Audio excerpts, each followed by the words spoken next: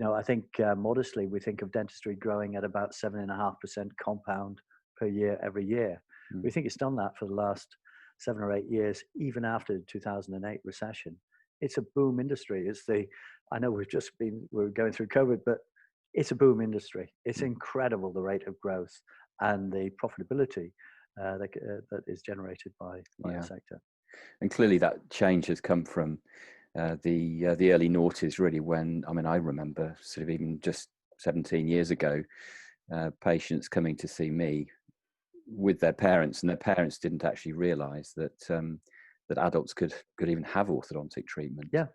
And so it's almost gone from a market of hardly any people to everybody knows now, don't they? Well, it's exploded, I think, thanks to consumer brands, and Invisalign is a consumer brand. It's the Coca-Cola in orthodontics, in dentistry.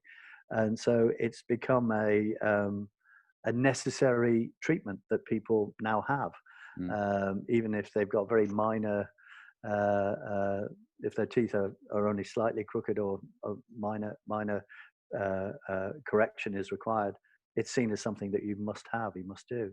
And so I think we've seen the kind of the change in orthodontics, where it has become a sought out purchase by patients from a dental practice. Yeah. People often forgetting about their existing dentist and seeking out somebody that can provide adult orthodontic treatment. Yeah.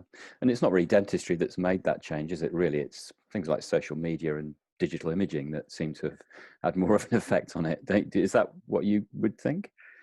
Well, we say one of the key drivers in dentistry is the creation of what some people now refer to as the selfie society, that we're obsessed with photographs of ourselves and others and constantly passing them around, and anything we can do to change that, to improve our situation, is grasped quickly. In fact, one of the interesting things about our COVID situation has been the massive increase of Zoom, and it's now part of our life. We just use it as we use a telephone. So it's complete, despite the fact that systems like this were around for the last 10 years, we never really properly used them.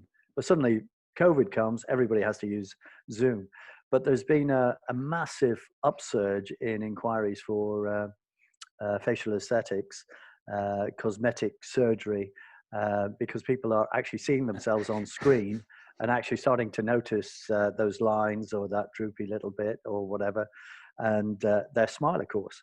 So if anything, COVID is going to, turbocharge again the requirement for orthodontics or cosmetic dentistry, certainly facial aesthetics. So yeah, it's we're going to become more obsessed with it.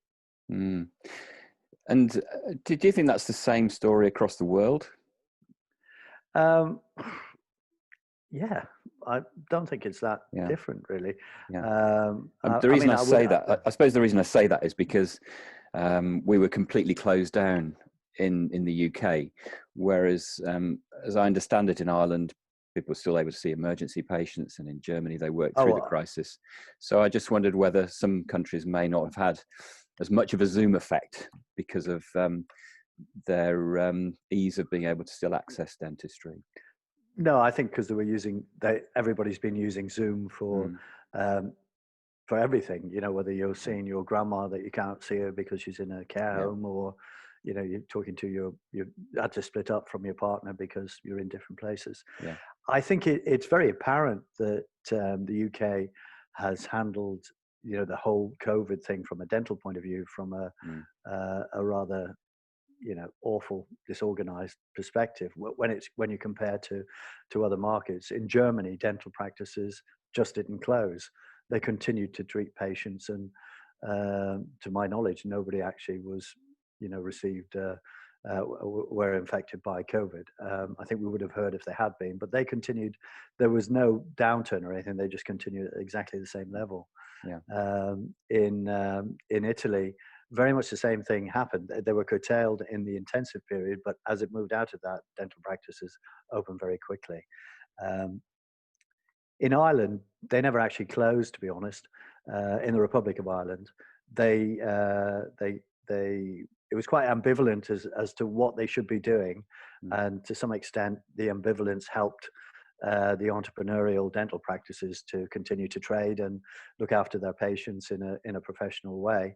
And so in Ireland, it returned to normality, really. I would say probably by the beginning of May.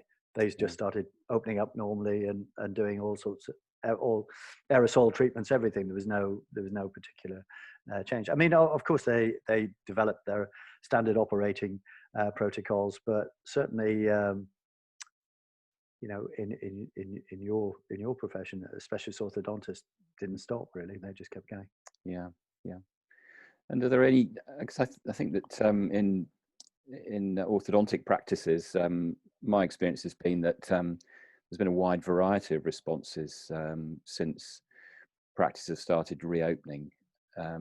We've been open for some time, but I think there are some practices that haven't even opened yet. Is that something you're seeing? Well, yeah, I mean, that unfortunately is really the point I was trying to make earlier, is the way we handled the return to practicing dentistry in the UK, in the four nations of the UK, has been, you know, dysfunctional to say the least. You know, in England we were doing one thing, in Wales they were doing something totally different. Scotland actually didn't reopen. Northern Ireland had a completely different set of rules, and so they were all doing very, very different things. It's only very recently Northern Ireland, I think it opened 2 weeks ago. And there's absolutely no material, you know, the infection rate wasn't any particularly different in Belfast than it would have been in Bristol. And yet they had these, you know, these mad rules that said that they couldn't do it. So there were, yes, you're right, they all returned at different times, but that wasn't out of choice of the specialist orthodontist. That was actually driven out of confusion from the NHS and the chief dental officers, of which there are 4, saying contradictory things and failing to come up with a standard operating protocol that people could adopt and say, okay, we'll do it this way and we'll be okay. You know, yeah, one of the things that I suppose a phrase that I've learned from you is this, well, I suppose a concept is the sort of fear and uncertainty and doubt. And with regards to our current economic situation in the UK and in Ireland, I just wonder if you could sort of just give us your view on how you think, what sort of recession you think we might have, and how that might play into different people's hands, or how you think orthodontists should react to it. Well, I think it's no great news that nothing new in me saying that we are heading into a serious recession. You know, we will probably have 4 million people unemployed. We're kind of living in this weird sort of phony war type situation at the moment, because people are still on furlough and they haven't quite gone back to work yet. But when they do go back to work, you know, there'll be significant numbers of redundancy, sadly. I think the retail sector that has reopened has been massively disappointed by the volume of traffic of people actually going into shops and actually shopping, other than for food. I think there's been quite a change in that, in what their expectations were. And I think the reason for that is that whilst young people aren't concerned about contracting COVID, I think people over the age of 40 are very concerned about it. And I think that is making people very, very careful about where they go. And, you know, I think everybody thought everybody would rush back to pubs and there'd be craziness going on. It hasn't happened. You know, it's been quite flat. It's been in the news today, hasn't it? It's been in the news today about lots of people not showing at restaurants. Oh, I didn't see that. Yeah.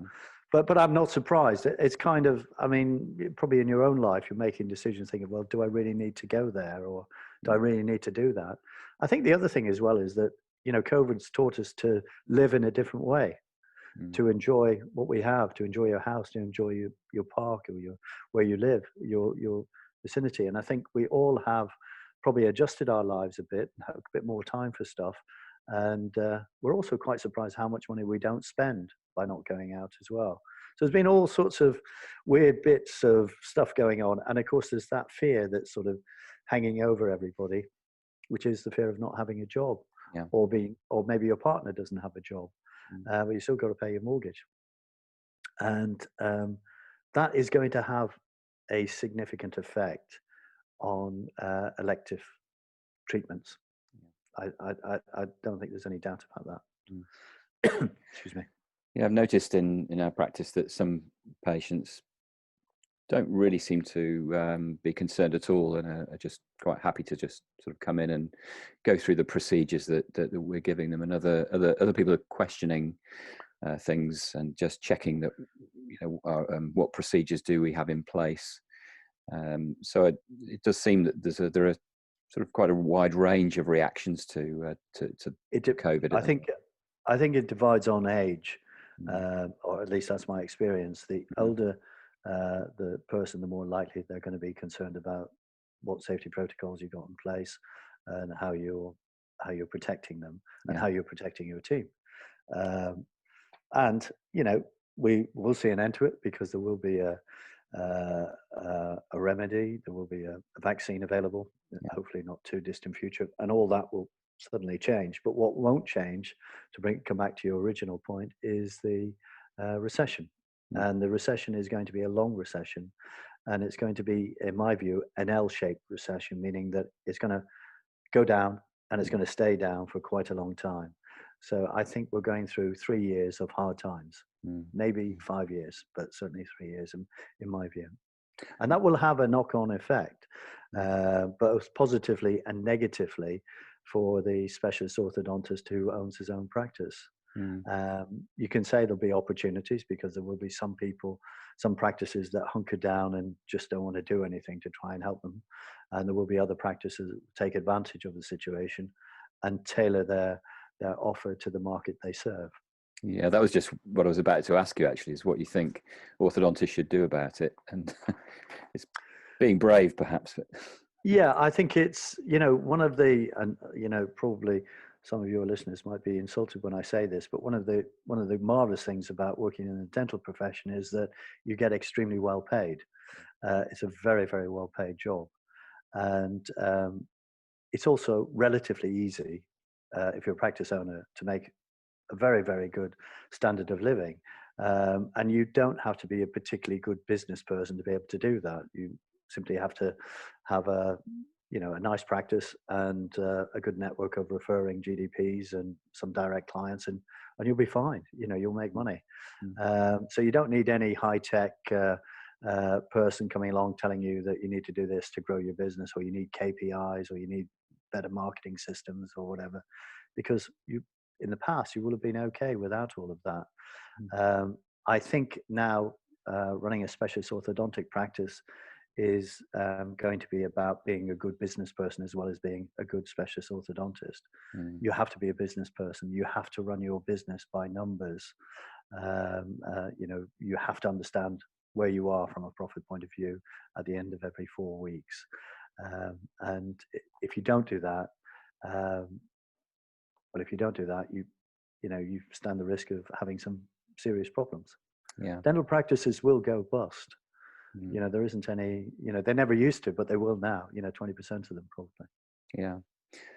I'm interested in how some of the outside bodies are reacting. One of the things I've noticed is that some of the suppliers have changed tack. If they are making communications with us, it tends to be more within the lines of we've got PPE, but there's not very much else. And I suppose I'm slightly surprised that they're not actually coming back and saying, well, we can supply you with this and perhaps market to us a little bit, really. I just wonder what your views on that, well, that kind of things are. Yeah, I've been in a little bit of trouble for saying what I think about this, but I think that the affiliates to the sector have been pretty pathetic in terms of their support of the dental sector generally, particularly the private dental sector. So I don't think they've really helped you in any way, any way I can see, at least anyway. And I think part of the reason Sorry. I think part of the reason for that is because they too are fat cats. They too have been living off the fat of the land that the specialist orthodontists and the dentists have been generating. Yeah.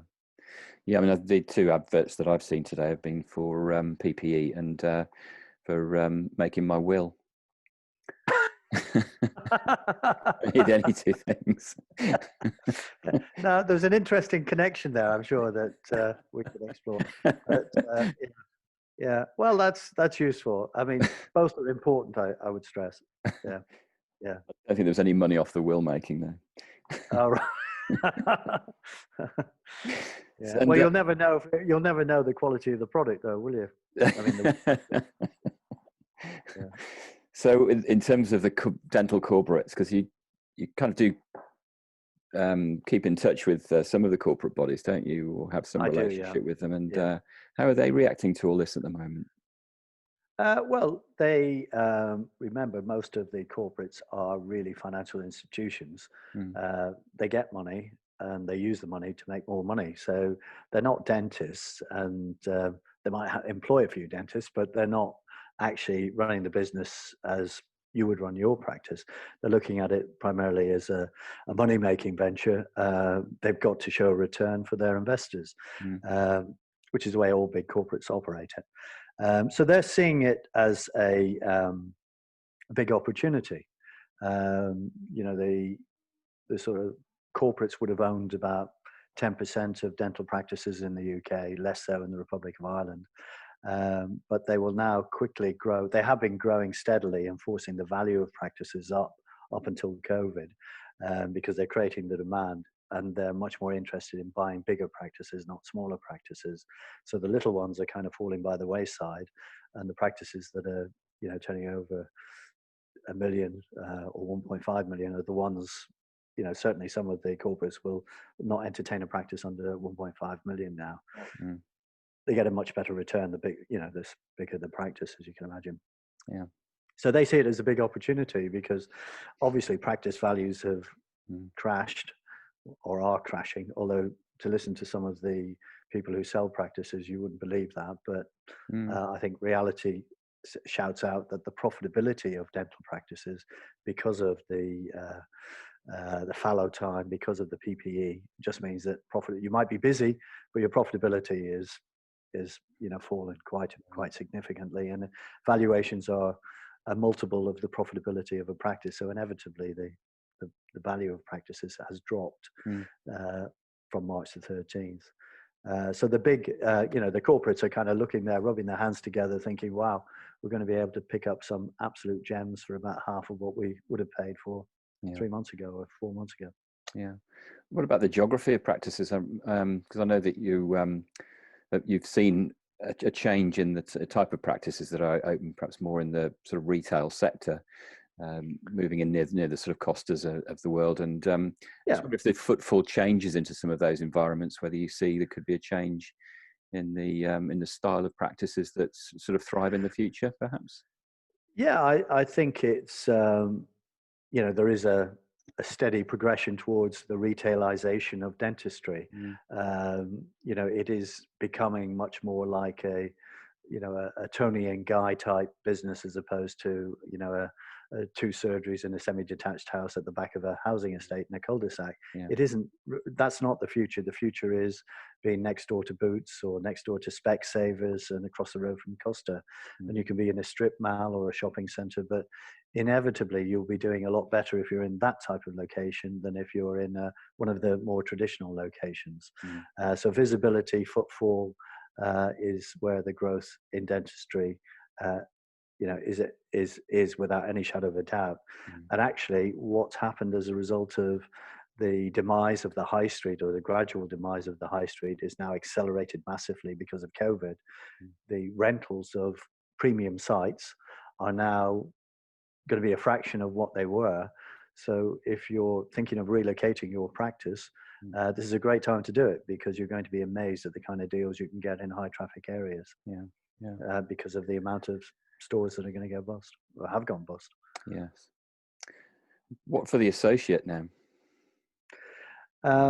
Well, two things I'd say about the associate. If you think back 40 years, an ophthalmic optician, the average salary of an ophthalmic optician, 30 or 40 years ago was probably about 80,000 practice owner or person running an ophthalmic practice. If you now sort of look at how much an ophthalmic optician gets paid, running a Specsavers is probably about between 40 and 50,000, depending on the site that they're working at. So that's, despite the inflation, despite the changes, their salaries have sort of halved.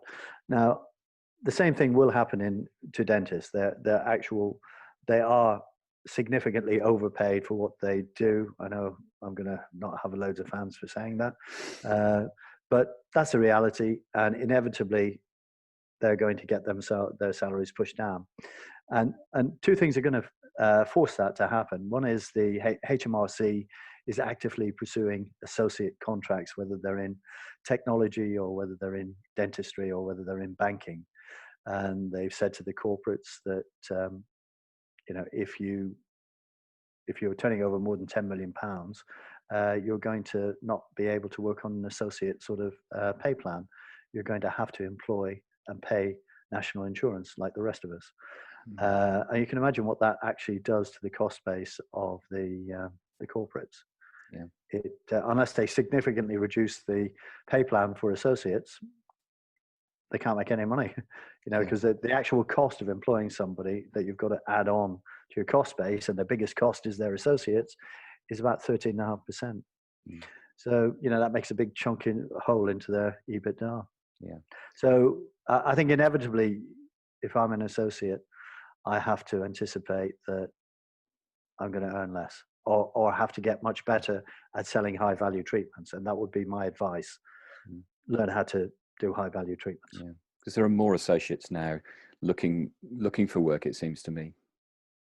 Well, yes, because there is a little bit of panic, I suppose, from principals of general practices where they want to, hang on to as much work as possible. So instead of having their associate working 4 days a week, they've probably said to their associate, can you work 3 days a week? And do you mind if we change your pay plan from 43% to 38%? So that there's a forcing the associate pay plans down. Well, I've heard of a few cases of associates being told that they are no longer going to be given any new patients because they need to go to the principal.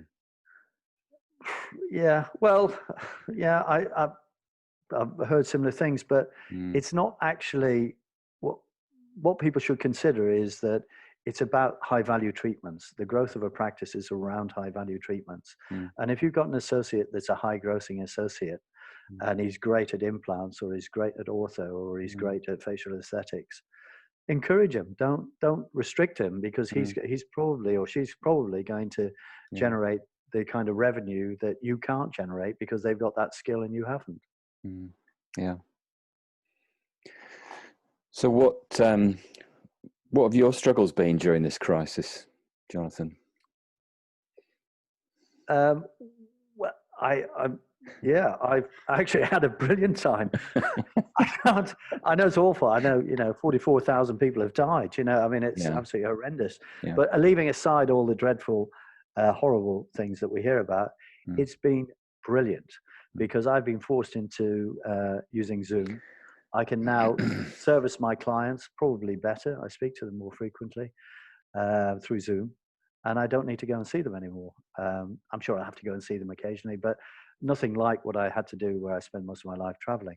I don't need to do that anymore. So I've got much more time to think about stuff and in my home with my family. So it's been a great COVID for me, is what I would say. You've become a bit of a tech expert now, haven't you, as well? Well, only because I've been trained by people who are very patient, trying to deal with that idiot over there in the corner. I mean, I'm, before the limit of my skill would be, turning on my phone and turning it off. But you start to learn how to embrace technology, and if you would have said to me 3 months ago, I'm going to spend all of August building online educational courses for dentists in Italy and Australia, I would have thought you'd lost your mind. But that's precisely what I'm going to be doing. Yes, yeah. Because I can, I can, because I've learned how to do these things. I'm learning how to do these things, I should say.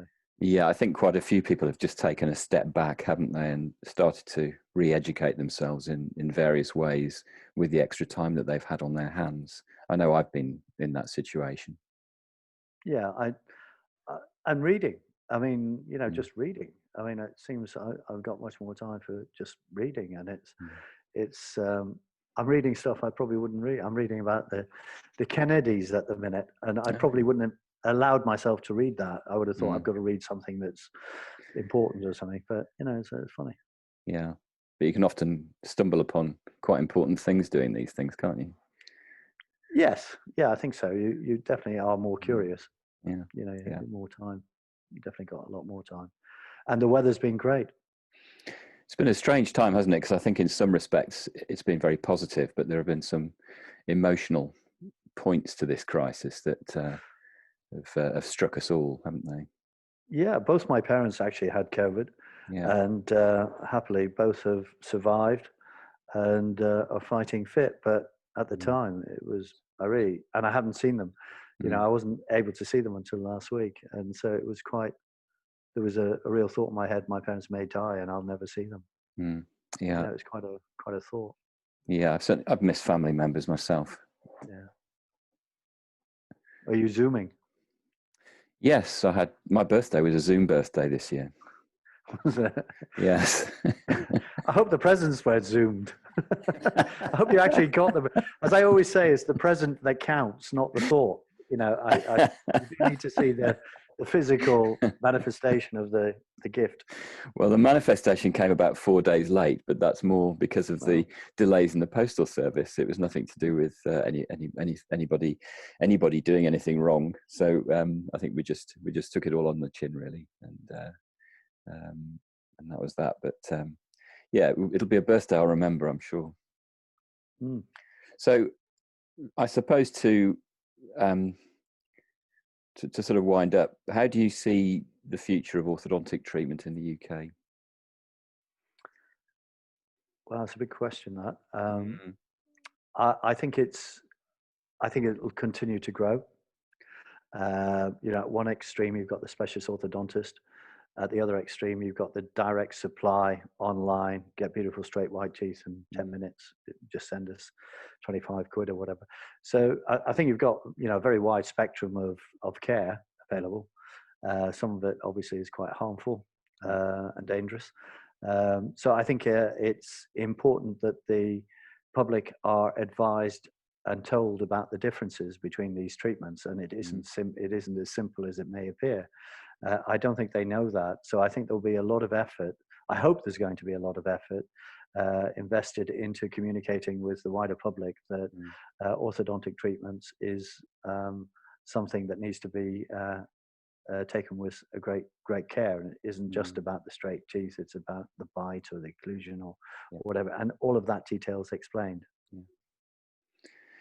Jonathan, thanks ever so much for your time. It's been great talking to you. And thanks, Rob. Yeah, I look forward to speaking with you again soon. Anytime. See you later. Cheers. Bye. Cheers. Bye.